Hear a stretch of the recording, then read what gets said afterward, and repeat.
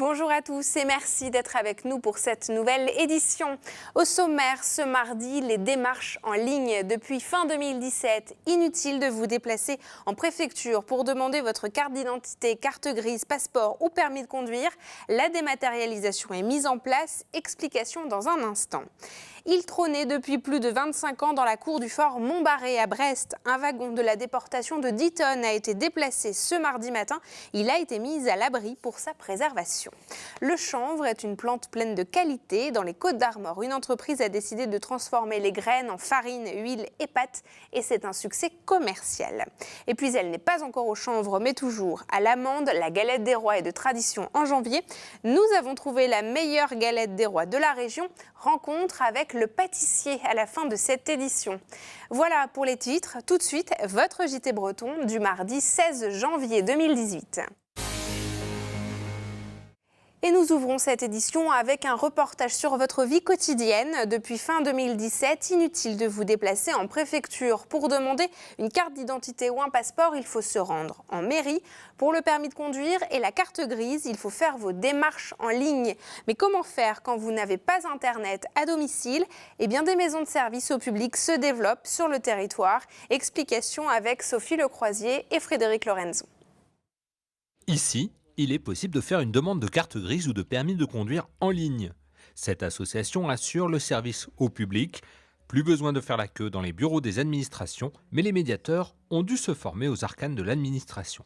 Sur l'accompagnement des usagers, on savait faire. Après, nos besoins vont plus se situer sur les nouveaux services qui vont nous être demandés par la préfecture, notamment sur ces nouvelles missions d'accompagnement où là, il va falloir utiliser des sites particuliers. Donc là, on est en lien et on devrait avoir une formation très prochainement. L'association reçoit 30 000 € par an pour payer les médiateurs qui accompagnent les citoyens qui ont des difficultés pour effectuer leurs démarches en ligne. Là, l'accompagnement, ça va nous demander une heure de temps parce qu'il va falloir passer par la création d'une adresse mail, pour avoir accès au site sécurisé, voilà. Donc c'est nébuleux et on est obligé aujourd'hui, pour pouvoir recevoir le public qu'on avait déjà, d'ouvrir des permanences.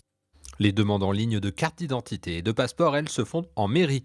Ces agents de la préfecture à Quimper travaillent pour le CERT, le Centre d'expertise et de ressources titres. Ils reçoivent les demandes des 4 départements bretons.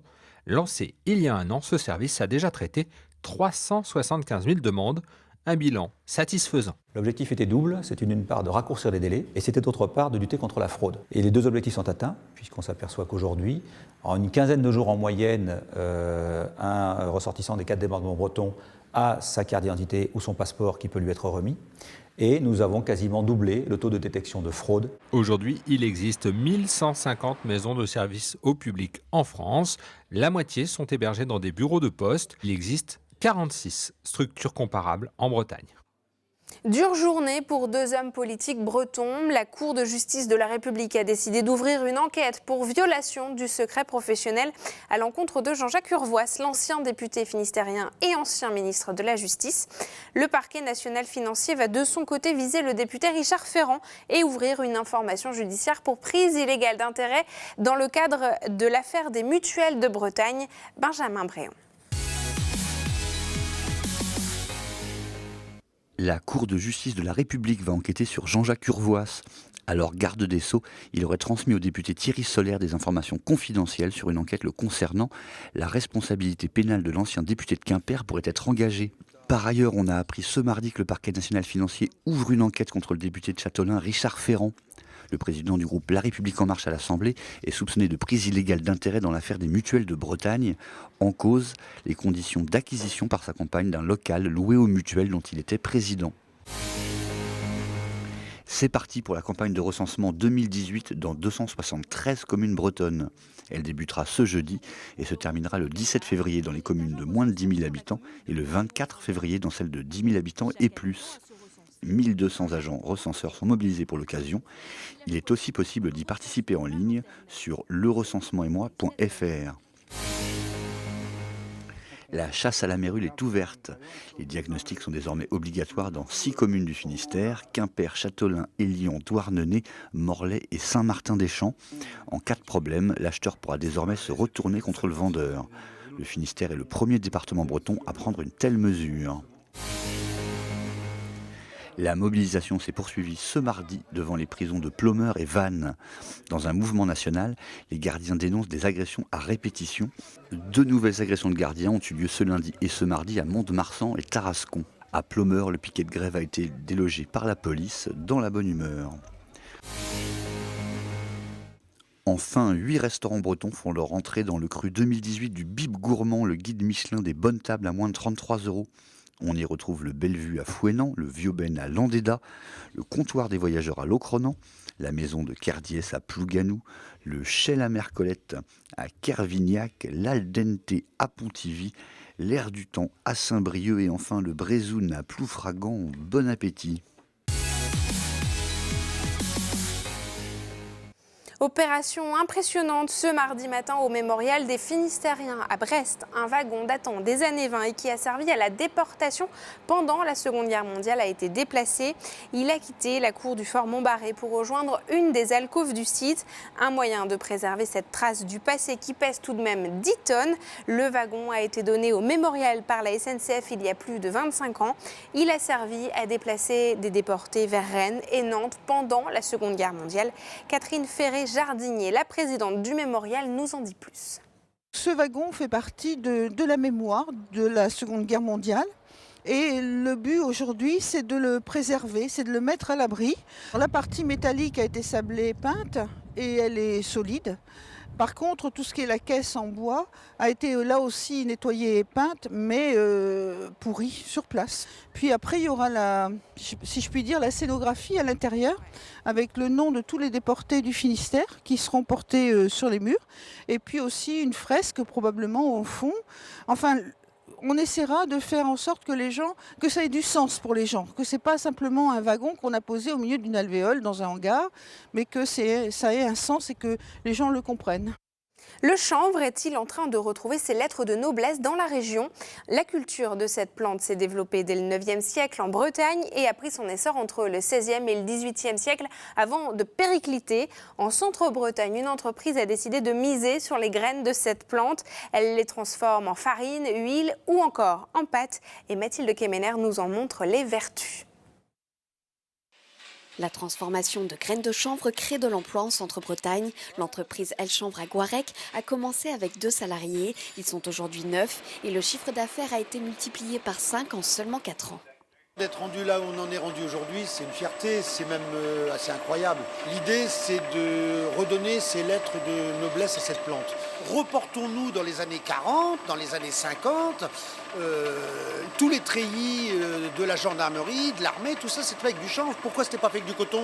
Parce qu'il n'y en avait pas, parce que c'était cher, parce que c'était moins résistant.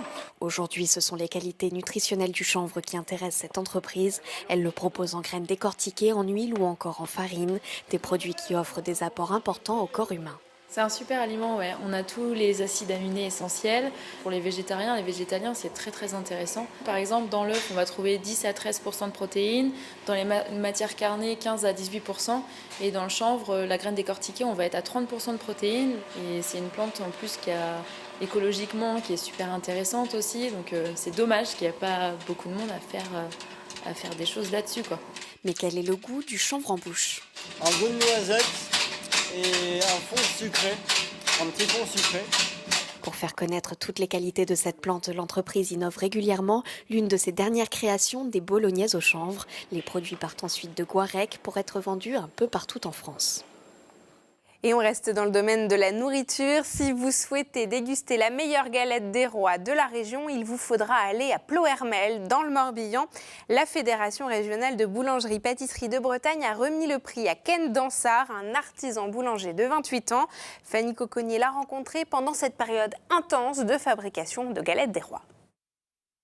Elle a pris place aux premières loges dans la boulangerie. Cette galette des rois à la pâte d'amande a demandé beaucoup de travail à Ken Dansard et son équipe de 6 salariés. Ils ont passé des heures pour trouver la bonne recette. Il n'y a pas de secret, il faut travailler pour la sortir. On a testé pas mal de galettes, on a beaucoup mangé et on a fait beaucoup d'essais, ouais, effectivement. La qualité des produits de base constitue l'une des clés de la réussite. Beurre de baratte, œufs de plein air, farine de qualité et amandes extra fines justement dosées forment la recette du boulanger. Il garde pour lui une partie de ses secrets, mais le temps de repos du feuilletage en constitue l'un d'entre eux. Le feuilletage, si on essaie de le faire trop vite ou en essayant de rogner sur le beurre, ça va pas le faire. C'est un des secrets, ça, le beurre. Le beurre, il y en a quand même pas mal. Hein. Depuis le 1er janvier, Ken Dansard a écoulé près de 800 galettes. Cette période de forte activité l'oblige à une grande rigueur dans l'organisation. Et dès 2h du matin, il est au fourneau. C'est vrai qu'on commence de bonne heure, on finit tard. Bon après, ça dure un mois les galettes, hein, c'est pas non plus... Mais il faut quand même taper dedans. Au niveau commerce, c'est quand même important, c'est comme les bûches. C'est des moments où il ne faut pas se louper. Parce que bon, sur le reste de l'année, on peut avoir des coups de mou, donc non, il faut vraiment y aller, quoi. Et Ken Dansard adore les défis. Au menu de cette année à venir, la préparation du concours de la meilleure viennoiserie et de la meilleure baguette tradition. La ville de Lorient vue par 16 photographes, c'est le thème de l'exposition présentée en ce moment à la galerie Le Lieu. Comment ces photographes rassemblés dans le groupe photo Lorient voient-ils la cité morbihannaise? Karine Chevrolier nous fait découvrir leurs clichés.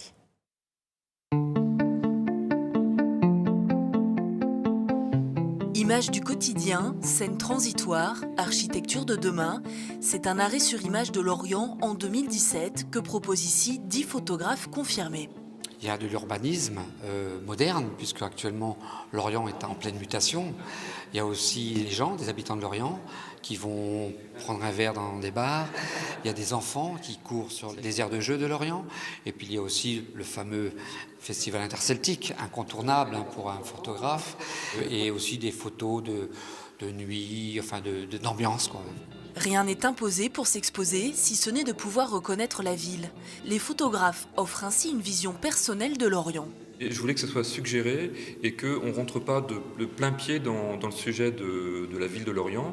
Donc c'est pour ça que j'ai mis un personnage central qui regarde Lorient. Donc on va avoir dans l'exposition des gens qui vont regarder quelqu'un qui regarde Lorient. C'est un peu une sorte de jeu par rapport au plan photographique. En 2015, l'association Groupe Photo Lorient, c'était 5 membres contre 16 à ce jour. La photographie, une pratique très individuelle, se regrouper permet de s'enrichir. C'est très subjectif la photo, donc on voit comment les autres photographes voient la ville de Lorient à travers leur œil photographique. C'est ce qui est intéressant. L'intérêt de se retrouver dans un collectif de photographes, c'est de pouvoir échanger sur son travail et puis de s'enrichir aussi du travail des autres. Échappées urbaines à découvrir à la galerie Le Lieu jusqu'au 25 février. Et c'est la fin de cette édition. Merci beaucoup de nous avoir suivis. Je vous retrouve demain à 19h. Je vous souhaite une très belle soirée sur nos antennes.